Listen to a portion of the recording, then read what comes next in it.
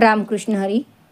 हरिभक्ती परायण संत तुकाराम महाराज जीवनचरित्र यामध्ये आपण संत तुकाराम महाराजांच्या पूर्वजांविषयी जाणून घेत आहोत.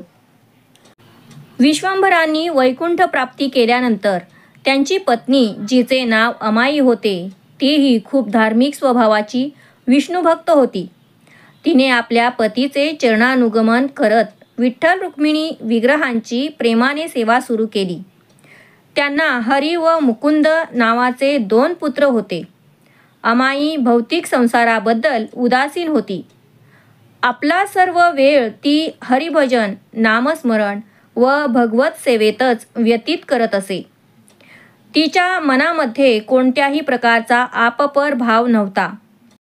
सर्व जीवांविषयी करुणा व प्रेमाची भावना तिच्या हृदयामध्ये होती. आपल्या प्रेममयी सेवेमुळे तिने भगवंतांना आपलेसे केले होते. भगवान श्रीकृष्ण अमाईची निस्सीम भक्ती पाहून अत्यंत संतुष्ट होते. एके दिवशी भगवंत प्रत्यक्षपणे तिच्या स्वप्नात आले व अमाईला म्हणाले, मी तुझी प्रेममय भक्ती पाहून अत्यंत संतुष्ट आहे. तुझी काही इच्छा असल्यास सांग, ती मी पूर्ण करेन. अमाई भगवंतांना म्हणाली, भगवंता, तुमच्या सेवेमध्ये मी पूर्णपणे संतुष्ट आहे. मला तुमच्या चरणसेवे व्यतिरिक्त कसलीही इच्छा नाही. मला कुठल्याही प्रकारचे भोग भोगण्याची इच्छा नाही. मला मोक्षाचीही अपेक्षा नाही. धनसंपत्तीचेही आकर्षण नाही. माझी एवढीच प्रामाणिक इच्छा आहे की माझ्या हृदयामध्ये केवळ आपल्या चरणाची भक्ती करण्याचा भाव नित्य राहावा व वैष्णवांची सेवा करण्याची संधी मिळावी. भगवंत अमाईला म्हणाले की तुझं मन व बुद्धी फार शुद्ध आहे. मी तुझी इच्छा पूर्ण करेन व माझ्या चरणी तुला नित्य आश्रय देईन. हे ऐकून अमाई म्हणाली, माझ्या बुद्धीचे चालक आपणच आहात. सर्व वेदशास्त्र व साधू संत हे सांगतात की आपण सर्वांचे कारण आहात. त्यानंतर अमाईने भगवंतांना दंडवत केला. भगवंतांनी प्रेमाने अमाईला आपल्या हृदयाशी कवटाळले. हे सर्व दृश्य अमाईने स्वप्नामध्ये पाहिले. ती जेव्हा स्वप्नातून जागी झाली व स्वप्नामध्ये जे पाहिले त्याबद्दल आश्चर्य व्यक्त करून आनंदाने नामसंकीर्तन करू लागली. अमाई मनापासून विरक्त होती. तिने धन ऐश्वर्य मागितले नाही, तरी पण सर्व सिद्धी भगवंतांच्या कृपेने तिच्या दरवाजात उभ्या होत्या. घरामध्ये सर्व काही अनुकूल घडत होते. ज्या ज्या गोष्टींची आवश्यकता होती त्या त्या गोष्टी न मागता घरामध्ये येत होत्या. सर्व ऐश्वर्य जेव्हा प्राप्त होते तेव्हा स्वाभाविकपणे प्रपंचबुद्धी वाढते. भगवंतांचा विसर पडू लागतो. जेव्हा भौतिक समृद्धी आपल्यावर मात करते तेव्हा मनामध्ये पश्चातापाची भावना राहत नाही आणि जिथे पश्चातापाची भावना नाही तिथे पाप संचार करू लागते. ज्याप्रमाणे अंधकार झाल्यानंतर भूत पिशाच संचार करू लागतात किंवा व्यक्ती जेव्हा दैवहीन होते तेव्हा दुःख दारिद्र्य येते. ज्याप्रमाणे चारित्र्यहीन दुर्जन सभेमध्ये प्रवेश केल्यावर सर्व ठिकाणी त्याची निंदा होते, त्याप्रमाणे एखादा ज्यावेळी भौतिक सुखात रममाण होतो तेव्हा दुराचार सहजपणे हृदयामध्ये वास करू लागतो व व्यवहारातून प्रकट होतो. त्यासाठीच साधुसंत सर्व भौतिक उपाधींचा त्याग करून एकांतवासात साधना करतात. सर्व सुख समृद्धी ऐश्वर्य धनसंपत्ती न मागता घरी आल्याचा परिणाम व्हायचा तोच झाला. अमाईच्या 2 पुत्रांना हरी व मुकुंदाला भगवंतांचा पूर्ण विसर पडला. अशा वेळी दोघेही एकत्र बसून भौतिक परिस्थितीमध्ये उन्नत होण्याचा विचार करू लागले. त्यांनी विचार केला की सैन्यामध्ये भरती होऊन हत्ती, घोडे, पालखी, प्रतिष्ठा प्राप्त करावी. दोघांनी राजाला भेटून क्षात्र धर्मात त्यांची सेवा करत ऐश्वर्य भोगण्याचा निश्चय केला. हरी व मुकुंद दोघांनीही अमाईला नमस्कार करून आपले मनोगत कथन केले. त्यांनी सांगितले की आम्ही राजाची भेट घेऊन सैन्यात भरती होण्याचा निश्चय केला आहे. हे शब्द ऐकून अमाई म्हणाली, आपल्या घरी काय कमी आहे? विठ्ठल भगवंतांनी आपला चरितार्थ चालविला आहे. अमाईच्या उत्तराने मुलांच्या मनाचे समाधान झाले नाही. पुत्रांचे मनोगत समजून नाईलाजाने अमाईने त्यांना परवानगी दिली. उभयतांनी आईला दंडवत केला व सैन्यात भरती होण्यासाठी राजाला भेटण्यासाठी गेले. राजाने त्यांचे क्षत्रियत्व व शौर्य पाहून त्यांना नोकरी व धनसंपदा प्रदान केली. त्यांनी आपल्याबरोबर नोकरीच्या ठिकाणी राहण्यासाठी अमाई समवेत आपल्या पत्नीला आणण्याचा विचार केला. त्याप्रमाणे एका दूताबरोबर पत्र पाठवून त्यांना आणण्यासाठी घोडेही पाठवले. अमाईने जेव्हा पत्र वाचले तेव्हा ती चिंतातूर झाली. तिने विचार केला, मी विठोबांच्या चरणापासून दूर होईन. पांडुरंगासमोर नम्रतेने दंडवत करीत सद्गतीत होऊन डोळ्यात अश्रू आणत ती म्हणाली, भगवंता, विठ्ठला, तुझ्या चरणासी मी अंतरले. त्यानंतर नाईलाजाने घरातील संसाराला लागणाऱ्या सर्व वस्तू घेऊन तिने देहुगाव सोडले व आपल्या दोन्ही पुत्रांसमवेत राहण्यासाठी आली. पण तिचे चित्त मात्र देहुगावच्या पांडुरंगांच्या चरणीच राहिले. ज्याप्रमाणे एखादा कृपण बाजारात फिरत असला तरी त्याचे चित्त जमिनीत पुरून ठेवलेल्या धनाकडे असते, किंवा खुंटाला बांधलेल्या वासराचे मन जसे गायीकडे असते, त्याप्रमाणे अमाईची अवस्था होती. ती शरीराने जरी आपल्या पुत्रांपाशी देहूपासून दूर होती तरी तिचे हृदय व चित्त मात्र पांडुरंगांच्या चरणी स्थिर होते. पूर्वसंचित प्रारब्धामुळे दोघा मुलांना धनसंपत्ती ऐश्वर्य प्राप्त झाले आणि त्यामध्येच त्यांचे चित्त रमले आहे हे भगवंतांनी जाणले. असे काही दिवस गेल्यानंतर विठ्ठल भगवान अमाई निद्रिस्त असताना तिच्या स्वप्नात आले. भगवंतांचे स्वरूप घननिळ्या वर्णाचे होते. पितांबराची प्रभा त्यांच्या संपूर्ण शरीरावर पसरली होती. कानामध्ये तेजस्वी मकर कुंडले तळपत होती. अशा दिव्याकर्षक स्वरूपात पंढरीनाथ अमाईच्या स्वप्नात प्रकट झाले व तिला म्हणाले, पुत्र मोहात गुंतून तू माझा त्याग केला आहेस. विश्वंभरांनी आश्वासन व वचन दिले म्हणून मी देहू गावात निवास करण्यासाठी आलो. हे तुम्ही विसरून जाऊन संसार सुखात मग्न झाला आहात. हा मोह व लोभ सोडून द्या व देहूस माझ्या सेवेसाठी परत या. पंढरीनाथांचे हे शब्द ऐकत अमाई स्वप्नातून जागी झाली. अमाई स्वप्न पाहून विस्मित झाली व त्वरित हरी व मुकुंद यांना स्वप्नातील वृत्तांत सांगितला आणि म्हणाली, तुझे पिता विश्वंभर यांनी विठ्ठल रुक्मिणीस देहू गावास बोलावून त्यांची सेवा करण्याचे वचन दिले आहे. माझ्या स्वप्नात प्रत्यक्ष दर्शन देऊन मला इंद्रायणी काठी भगवंतांनी सेवेसाठी बोलाविले आहे. आईचे हे शब्द ऐकून हरी व मुकुंद उपहासाने हसत म्हणाले, स्वप्नात पाहिलेले दृश्य सत्य असेल कसे समजावे? आम्ही आमच्या राजाच्या सेवेत प्रामाणिकपणे मग्न आहोत आणि आमच्यावर पंढरीनाथ पूर्णपणे संतुष्ट आहेत. आपल्या कर्माचे जो पालन करतो त्यांची भगवंत उपेक्षा करीत नाहीत. पुत्रांचे हे वचन ऐकून अमाई निवांत राहिली. पुत्रमोहापुढे तिचे काही चालले नाही. काही दिवसानंतर हरी आणि मुकुंद अमाईला विनोदाने म्हणाले, बरं, आज पांडुरंगांनी तुला स्वप्नात येऊन काय सांगितलं? आम्हाला ऐकू दे. अमाई त्यांना म्हणाली, पांडुरंगांनी सांगितलं की पुत्र व संपत्तीचा त्याग करून ताबडतोब देहू गावाला ये. हरी व मुकुंदाला त्या घटनेमध्ये काही तथ्य वाटले नाही. थोड्या दिवसानंतर पुन्हा भगवंत अमाईच्या स्वप्नात येऊन क्रोधितपणे म्हणाले, तू आता जर माझे ऐकले नाहीस तर आज दुपारी फार मोठ्या संकटाशी तुला सामना करावा लागेल.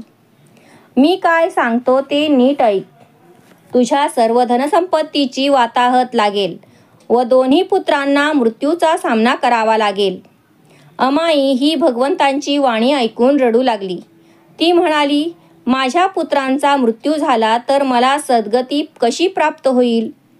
भगवंत म्हणाले, मी तुझा ऋणी आहे, मी परतफेड करीन. अमाई स्वप्नामधून जागी झाली. हरी व मुकुंद तिच्याजवळ आले व तिला म्हणाले, आई तू का रडत आहेस? अमाई म्हणाली, मी तुम्हाला काही दिवसांपूर्वी माझ्या स्वप्नाबाबत सांगितले होते, पण तुम्ही त्याकडे लक्ष दिले नाही. आज माझ्या स्वप्नात येऊन कोपायमान अवस्थेत पांडुरंगाने मला सांगितले की आज दुपारच्या वेळी तुझ्या दोन्ही पुत्रांना मृत्यू येईल आणि एका क्षणामध्ये धन ऐश्वर्याचा विध्वंस होईल. जरी अमाईने आपल्या पुत्रांना स्वप्नातील दृष्टांत सांगितला तरी त्यावर त्यांचा विश्वास बसला नाही. ज्याप्रमाणे संजयने धृतराष्ट्राला महाभारताच्या युद्धात काय होणार आहे हे सांगितले, पण अंध धृतराष्ट्राचा त्यावर विश्वास बसला नाही. मंदोदरीच्या धर्मनीतीचा उपदेश रावणाला असत्य वाटला. आपले पूर्वसंचित माहीत नसल्याने पुढे काय होणार याची आपल्याला कल्पना येत नाही. हरी आणि मुकुंद एकमेकांना म्हणाले, आपल्या आईला वार्धक्य दशा आली आहे म्हणून अशा अशुभ वार्ता करत असते. मग ते विनोदाने आईला म्हणाले, आम्हाला आज जर मरण येणार आहे तर आम्हाला तुझ्या हातांनी स्वयंपाक करून वाढ. अमाईने आपल्या दोन्ही सुनांना हरी व मुकुंदसाठी भोजनाची ताटे बनविण्यास सांगितले. दोघांनी पोट भरून भोजन केले. त्यानंतर पान सुपारी खात चेष्टेत म्हणाले की आपल्या आईला भूत व भविष्य काळातील घटना कळतात. तेवढ्यात राजाचे सेवक आज्ञापत्र घेऊन हरी व मुकुंदाकडे आले व म्हणाले की राज्यावर शत्रूचे सैन्य हल्ला करून येत आहे आणि आपण दोघे युद्धासाठी ताबडतोब येण्याची राजाची आपल्याला आज्ञा आहे. त्यांनी राजाचे आज्ञापत्र पाहिल्यावर ताबडतोब युद्धाची सामग्री घेऊन जाण्याची तयारी केली. आईचा निरोप घेतला व निशाणे घेऊन रणवाद्ये वाजवत शत्रूशी सामना करण्यास निघाले. दोन्हीकडचे सैन्य एकमेकासमोर आले. भयंकर युद्ध झाले.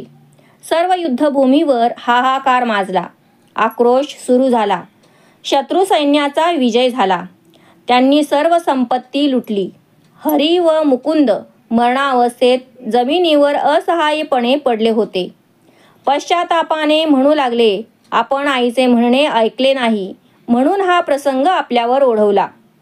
ज्या क्षणी हरी व मुकुंदला पश्चाताप झाला तेव्हा ते पांडुरंगाकडे हृदयपूर्वक प्रार्थना करू लागले. भगवंता, पतित पावना, देवाधिदेवा केशवा, आमचे रक्षण करा. अशी करुणामयी प्रार्थना ऐकल्यावर भगवंतांनी त्यांना दर्शन दिले व पुष्पक वाहनात बसवून वैकुंठामध्ये आणले. पांडुरंगांनी विश्वंभरला त्यांच्या वंशकुळाचे उद्धार करण्याचे वचन दिले होते. त्या वचनाची पूर्ती करण्यासाठी वैकुंठ नायकांनी हरी व मुकुंदला वैकुंठात स्थान दिले. इकडे अमाईला आपले पुत्र युद्धामध्ये ठार झाल्याची दुःखद वार्ता कळली आणि ती शोकसागरात बुडून गेली. महाभारतात गांधारीचे पुत्र युद्धात ठार झाल्यावर तिची जशी अवस्था झाली त्याप्रमाणे अमाई बेशुद्ध होऊन जमिनीवर पडली. धाकट्या मुकुंदची पत्नी आपल्या पतीच्या मृत्यूचे दुःख सहन करू शकली नाही. तिने आपल्या पतीच्या चितेत उडी टाकली म्हणजे सती गेली व प्राणत्याग केला. भगवंतांनी तिला तिच्या पतीजवळ आणले. अमाईची मोठी सून हरीची पत्नी गरोदर होती, त्यामुळे ती सती गेली नाही, पाठीमागे राहिली. शत्रूच्या सैन्याने त्यांच्या कुटुंबाची सर्व धनसंपत्ती लुटून वाताहत केली होती. त्यांचे सर्व दागदागिने पैसे लुटून नेले. अमाईला आपल्या मोठ्या सुनेला घेऊन तेथून पळून जाण्याशिवाय दुसरा पर्याय नव्हता. हरिस्मरण करीत दोघीही पुण्यक्षेत्र देहुगावी परत आल्या व विठ्ठल रुक्मिणी यांचे दर्शन घेण्यासाठी गेल्या. सद्गदित अंतःकरणाने तिने भगवंतांचे चरण हृदयाशी धरले आणि म्हणाली, हे पांडुरंगा, माझ्या पुत्रांना युद्धात धारातीर्थी पाडून माझ्याशी वैर साधलेस. तुझे सेवक सेवा करण्यासाठी सर्वस्व अर्पण करतात आणि त्यांचा असा विनाश घडवून आणून त्यांच्याकडे तुम्ही काहीच शिल्लक ठेवत नाही. शिवाने तुमची उपासना केली, पण त्याचे फळ म्हणून तुम्ही त्याला स्मशानात निवासस्थान दिले आणि त्याला वैराग्य प्रदान करून त्यांचे विषयांचे आकर्षण नष्ट करून टाकले. मी सनकादी ऋषींची कथाही ऐकली आहे. देहीच विदेही करून वैकुंठ भुवनी तुम्ही त्यांना बसविले. नारद हा तर वैष्णव श्रेष्ठ. त्यांना सर्व विषयांतून अनासक्त करून कौपीन देऊन त्रैलोक्यात हिंडण्यासाठी पाठविले. एकादशीच्या दिवशी रात्रंदिवस जागरण करून रुक्मांगदाने आपली निर्धाराने भक्ती केली, तरी त्याचे राज्य नष्ट करून त्याला वैकुंठपुरी बसविले. तुझा निजभक्त बिभीषणाचा भाऊ रावणाला ठार मारून त्याला लंकादान देण्याचे उदारपण दाखविले. तुझा भक्त प्रल्हाद तुमच्या नावाचा सतत जप करतो, म्हणून त्याला अनेक संकटांशी सामना करावा लागला आणि तुम्ही त्याच्या पित्याची शेवटी हत्या केलीत. दुसऱ्यांच्या गोष्टी कशाला? माझाच अनुभव सांगते. माझ्या डोळ्या देखत हे अनंता माझे पुत्र मारलेत. हे संसार चक्र चालका, वनमाळी माझ्या संसाराची धुळी करून माझ्या पुत्रांचा समूळ नाश करून त्यांना आपणाजवळ आणलेत. आता मला सांगा, माझी काळजी कोण घेणार? भगवंत जे जगदात्मा आहेत त्यांनी अमाईचे म्हणणे ऐकून घेतले. तिला हृदयाजवळ घेऊन प्रेमाने मिठी मारत म्हणाले, जे व्हायचे ते झाले. आता त्याबद्दल त्रास करून घेऊन कष्टी होऊ नकोस. मी जगजेठी, सर्वश्रेष्ठ, सर्वशक्तिमान तुझ्याबरोबर आहे. अशा प्रकारे करुणामूर्ती भगवंताने अमाईला समजावून सांगून तिचे सांत्वन केले. दैनंदिन संसारासाठी लागणारे धनधान्य घेण्यासाठी अमाईजवळ काहीही नव्हते. तिने आपल्या सुनेला बाळंतपणासाठी तिच्या माहेरला पाठविले. अमाई एकटीच देहूत निवास करून राहिली. तिच्या चित्तास समाधान वाटेना. त्यातच तिच्या डोळ्यांना अंधत्व आले. प्रत्यक्षपणे पांडुरंग तिच्या समोर प्रकट होऊन म्हणाले, हे माते, मी कायम तुझ्यापाशी आहे, तरी तू कशाचा शोक करतेस? किती वेळा तुला समजावून सांगावे? मी कृष्णावतारात माझ्या गुरूंना त्यांचे मृत झालेले पुत्र परत आणून दिले आणि तू जर फक्त एका शब्दाने सांगितलेस तर तुझेही पुत्र मी तुला परत आणून देईन. नंतर तुला दिव्य नेत्रही देईन. भगवंतांचे हे शब्द ऐकून अमाई रुक्मिणीपतींना म्हणाली, मला या जगातील नाशवंत वस्तू नकोत. मी तुम्हाला वचन दिलेले आहे की मला फक्त आपण हवेत, दुसरे काहीच नको. एवढे लक्षात ठेवा. आणि दिले तरी मी काही घेणार नाही. भगवान श्रीकृष्णांनी अमाईचे विचार ऐकले आणि तिला संबोधून म्हणाले, मी तुझा पुत्र होऊन तुझ्याजवळ राहीन व रुक्मिणी तुझी सून म्हणून प्रेमाने तुझा सांभाळ करील. तुला कशाचीही कमतरता पडू देणार नाही. अमाई म्हणाली, आपण तर विश्वपिता जगदोद्धारक आहात. माझे पुत्र कसे व्हाल? श्रीकृष्ण म्हणाले, सप्रेम भक्तीच्या बळावर मी यशोदेचा पुत्र म्हणून राहिलो याची तुला जाणीव आहे ना? भगवंतांचे हे शब्द ऐकून अमाई त्यांच्या चरणी लोटांगण घालत म्हणाली, आपण भक्तवत्सल आहात. आपली लीला अगाध आहे. अमाईच्या सप्रेम भक्तीमुळे श्रीहरी तिच्या प्रेमळ पुत्राच्या स्वरूपात वावरू लागले. तिला हात धरून मंदिरामध्ये घेऊन येऊ लागले. तिथे आपल्या हाताने अमाईला पूजेचे सर्व साहित्य जगन्नाथ पुरवू लागले. अमाईची तहान भूकही सांभाळली.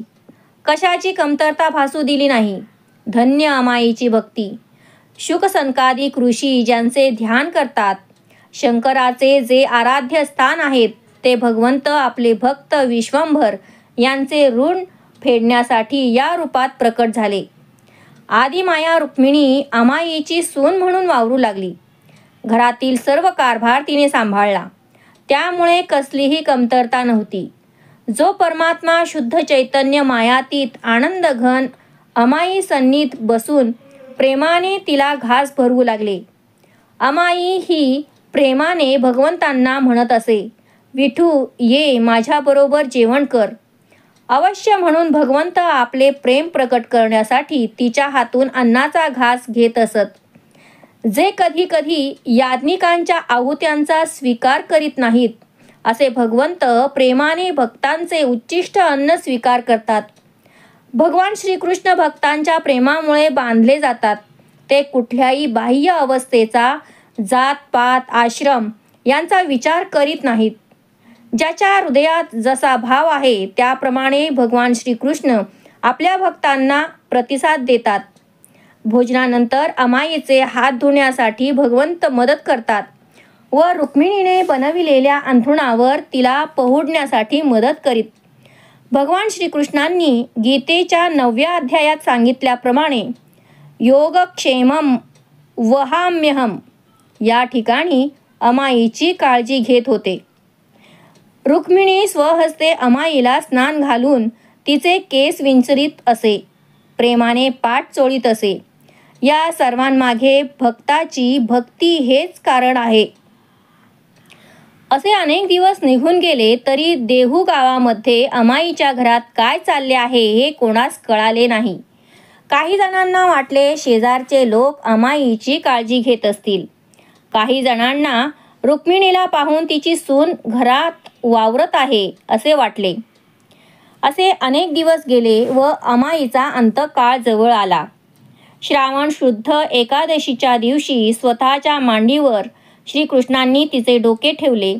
एका क्षणात तिला दिव्य देह देऊन वैकुंठाला पाठवून दिले.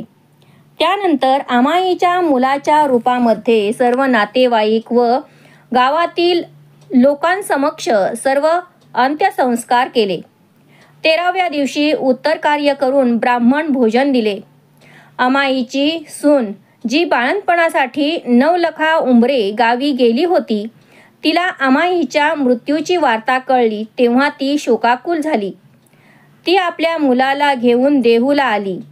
तिने गावकऱ्यांसमोर आपण अंत्यसंस्काराला आलो नाही याची खंत व्यक्त केली.